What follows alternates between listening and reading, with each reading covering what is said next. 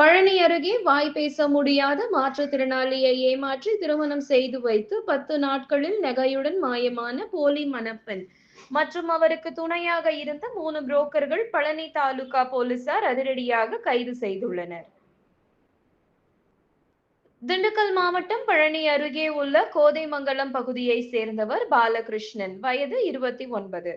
வாய் பேச முடியாத மற்றும் காது கேட்காத மாற்றுத்திறனாளியான இவருக்கு திருமணம் செய்ய வரன் தேடப்பட்டு வந்தது. அப்போது விருதுநகர் மாவட்டத்தை சேர்ந்த புரோக்கர்கள் கிருஷ்ணவேணி வயது 57, சித்ரா வயது 36 மற்றும் மஞ்சநாயக்கன்பட்டியை சேர்ந்த ஜோசப் வயது 62 ஆகியோர் அறிமுகமாகியுள்ளனர்.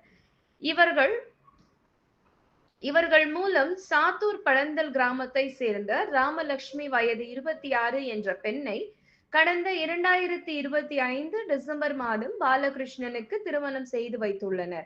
இதற்காக புரோக்கர் கமிஷனாக பாலகிருஷ்ணன் தரப்பினரிடமிருந்து 2.5 லட்சம் ரூபாய் அந்த கும்பல் பெற்றுள்ளது.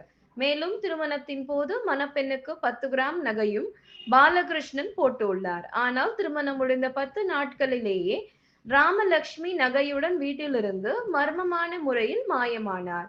தான் ஏமாற்றத்தை உணர்ந்த பாலகிருஷ்ணன் கடந்த ஜனவரி மாதம் பழனி தாலுகா காவல் நிலையத்தில் புகார் அளித்தார்.